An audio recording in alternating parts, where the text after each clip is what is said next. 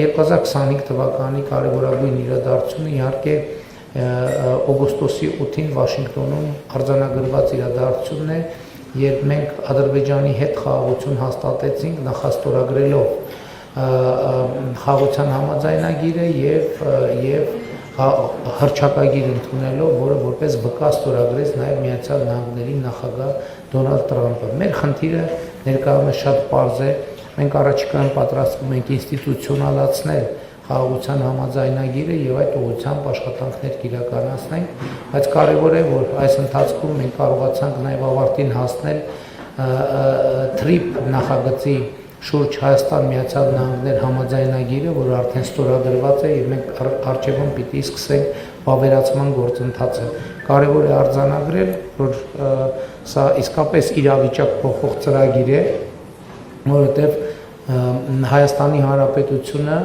ինչպես առիթ ունեցել եմ ասելու, հակամարտության փակուղուց վերածվում խաղաղության խաչմերուկի եւ սա իհարկե մեծ իրադարձություն է մեր երկրի կյանքում եւ 2026 թվականին արդեն գետնի վրա կսկսվեն իրական աշխատանքները։ Ուզում եմ ասել նաեւ, որ մենք Հայաստանում ընդհանուր առմամբ երկաթուղային ենթակառուցվածքները ավելի լավ վիճակի բերելու ուղղված աշխատանքներ ենք իրականացնում եւ այս պահին նաեւ հայտարարված է Ախուրիկ Գյումրի հատվածի վերականգնման հետ կապված մրցույթը, որը իրականացվելու է պետական բյուջեի միջոցներով եւ մենք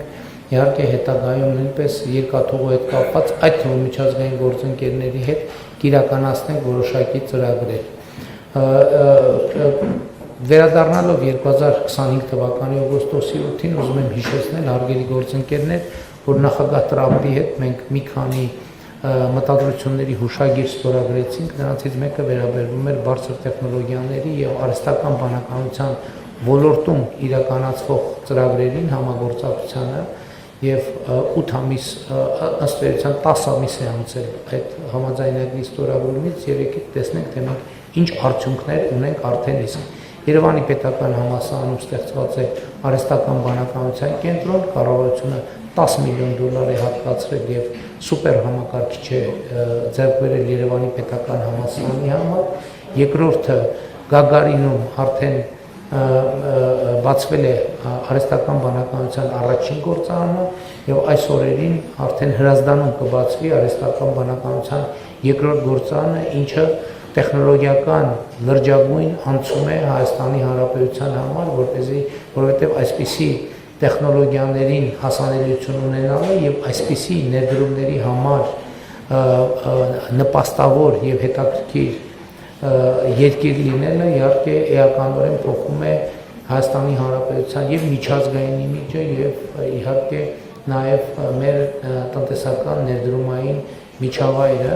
եւ մենք ընդհանուր առմամբ լավատես ենք մեր տնտեսության հետագա ընթացքի վերաբերյալ։ Ես կարծում եմ, որ TRIP նախագծի արհեստական բանականության շուրջ այս գործընթացների շրջանակներում մենք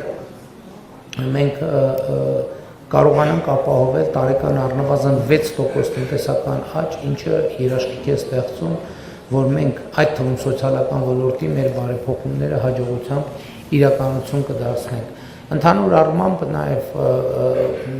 քանի որ նաև 5 տարին ենք ամփոփում նախորդող 2021 թվականից, հարկ եմ համարում ընդգծել, որ կառավարությունը նախորդող շրջանում ավելի քան 3.4 միլիարդ դոլարի տարբեր ծրագրերով աջակցություններ է ցուցաբերել Հայաստանի Հանրապետության քաղաքացիներին։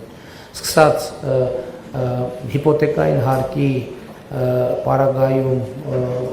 եկամտային հարկի վերադարձի ծրագիրը, շարունակած տնտեսական արդիականացման ծրագրերով, շարունակած գյուղատնտեսության ոլորտում արտոնյալ վարկերի տրամադրման ծրագրով եւ այլն եւ այդպես շարունակ, եւ սա նույնպես շատ էական դեր է խաղացել Հայաստանի տնտեսական այն հաջողությունների գործում, որը մենք ունենք։ Ուզում եմ հիշեցնել նաեւ, որ 2017 թվականի համեմատ 2025 թվականի արդյունքներով մենք մեկ շնչին ընկնող ՀՆԱ-ն ավելի քան կրկնապատկել ենք Հայաստանի Հանրապետության եւ նախորդող շրջանում 2021-ից 2026 թվականը մենք տարեկան միջինում արձանագրել ենք 7.9% տնտեսական աճ։ Ուզում եմ Հիշեցնել, որ 2021 թվականի նախընտրական ծրագրով մենք նախատեսել ենք եւ խոստացել ենք միջինում 7% տնտեսական աճ եւ այդ ցուցանիշը մենք գերազանցել ենք, իսկ 2017-ից 2025 թվականներին մենք ապահովել ենք 5.8% տնտեսական աճ։ Կարևոր է արձանագրել, որ այս ցուցանիշները բարձր են թե միջին համաշխարհայինից եւ թե ԵԱՏՄ-ի միջինից, ինչը նշանակում է, որ ժողովրդական ոչ բռնի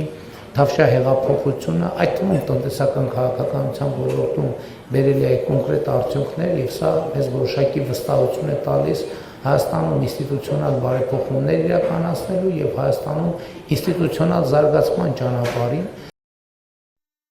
Հավանիչ տեսանյութը եւ բաժանորդագրվիչ նորությունները բաց չթողնելու համար